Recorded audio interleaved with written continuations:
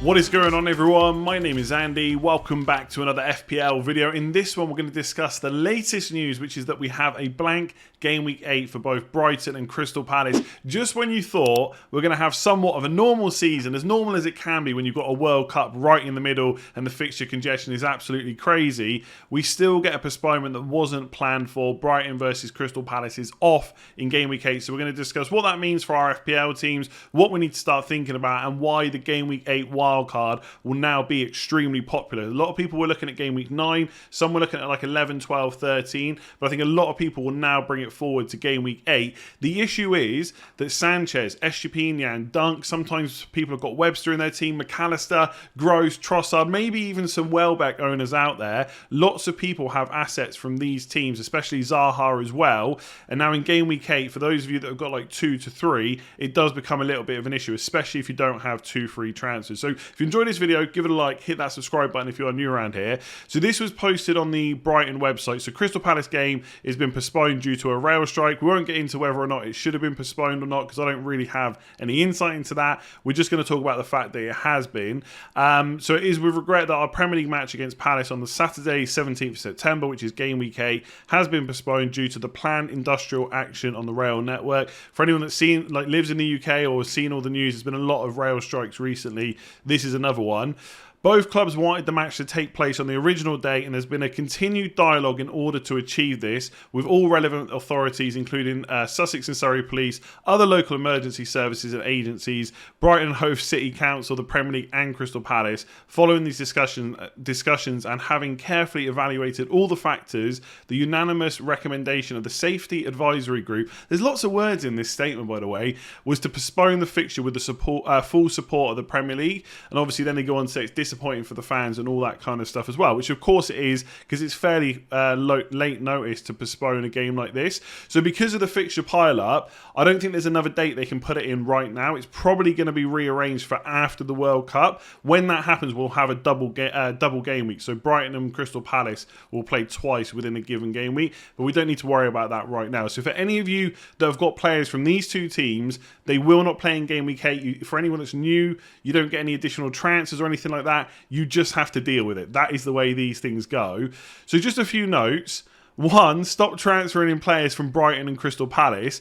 Brighton's next 4 fixtures are now Bournemouth away, which is a good fixture, so if you've got them, there's no need to panic for Game Week 7, although obviously it looks like Graham Potter's going to go to Chelsea, so that's a bit of an issue, but we'll talk about that tomorrow. There's enough stuff going on today. Then there's a blank game week, then it's Liverpool away, then it's Spurs at home. There is no need to be buying Brighton players, even if the fixture is good this week, unless you're definitely going to wildcard in Game Week 8, of course. I would avoid bringing them in now. They've already been quite heavily transferred in this week. We spoke about McAllister on the transfer tips video. And same for Crystal Palace. I don't think many people were looking to bring Zaha in this week, and probably not really any other players, because the fixture run's not that kind, but just don't do it right now. There's no need to bring them in. It does mean that wildcard Game Week 8 will now become an option for many people. That is because a lot of people have got kind of 2 to 3 Brighton players, especially for those of you that jumped on Sanchez early and have also got one of their midfielders. That might become a bit of an issue to deal with. And also, if you were thinking about doing it in Game Week 9 anyway, it's not a huge issue to bring it forward 1 week. I still slightly prefer doing it in Game Week 9 if you can, just because it's after or during the international break. So if any issues arise through that, like injuries and stuff like that, you can react to it a little bit better. But as I discussed in the wildcard video, there's not a huge difference between going in kind of Game Weeks 9 and 8. Most of the players you're going to have are kind of the same. And I think for a lot of people, the teams they have now, it's very difficult to get to the team they want to be at for Game Week 8 onwards. So this might be the catalyst to pop the wildcard chip. So that's the main kind of news that we've had today that we have to start thinking about. We still got quite a few days until the Game Week 7 deadline, so we don't need to panic about this. I'll discuss more of it in the Game Week preview tomorrow if you've got any questions about it there. But for now, let's look at what a wildcard could look like. So I thought I would give my initial thoughts and reactions around my own team as someone that owns 2 Brighton players in Dunk and Gross. How I could handle this. Do I need to panic and wildcard in Game Week 8? Could I get through? How would that be done? And like I said, it is possible for some of you just to bench your players, maybe use transfer transfers to get rid of them. If you've got Sanchez, you could play Ward in game week 8. The only issue is, what if he loses his place to Everson first of all? But even if that doesn't happen, it Spurs away. You would expect them to concede. Possibly he could even come away with negative points, right? It's not the most ideal fixture. And if you do bench your Brighton players in game week 8 because of that blank, they then come back to fixtures against Liverpool and Spurs, which isn't ideal anyway. So you're probably going to have to look to offload them sooner rather than later. So it depends how many transfers you've got. Just before I talk about my team, if you're not already following Planet FPL on Twitter, they also do a really great podcast, which is pretty much daily. Make sure you do. They're very hot on kind of blanks and double game weeks, rearrangements and stuff like that, and postponements. James has said it's possible that the Brighton versus Palace game could be played before the World Cup, so that double game week could happen before, but it's more likely to be afterwards. And it doesn't look like it's going to fit back into game week 8 like in midweek or anything like that. So we can just assume it's off and that we don't need to worry about it until it's rearranged, right? So this is my team for game week 8 as it stands. I've put wildcard on the screen because we'll come on to that in a minute.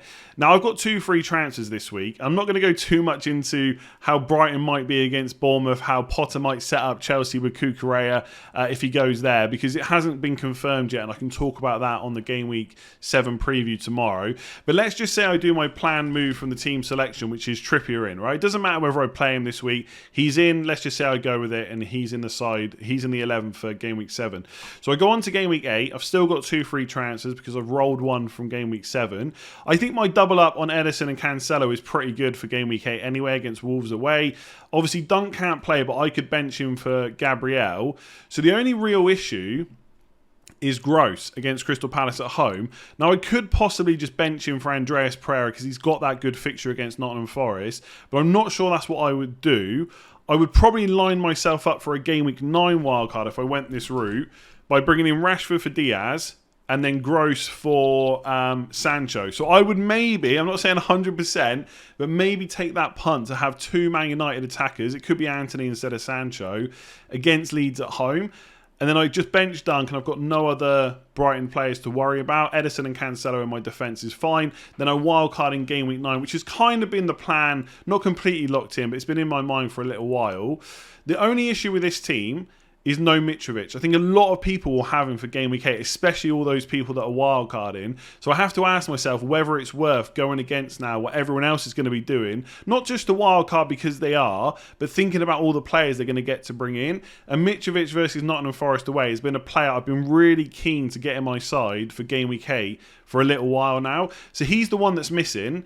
It's just a case of whether that double Man United attack can cover Mitrovic, essentially. I can have Rashford anyway. I can have Rashford and Mitrovic.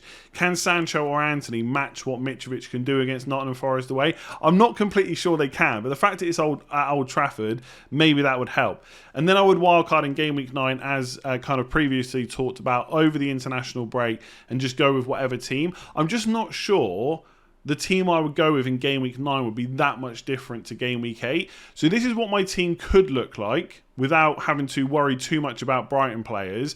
And then this is what a possible wildcard could look like. So I've still got Rashford, still got Martinelli, still got Salah and Haaland. The main differences really are, alongside Trippier, I've also got Nick Pope.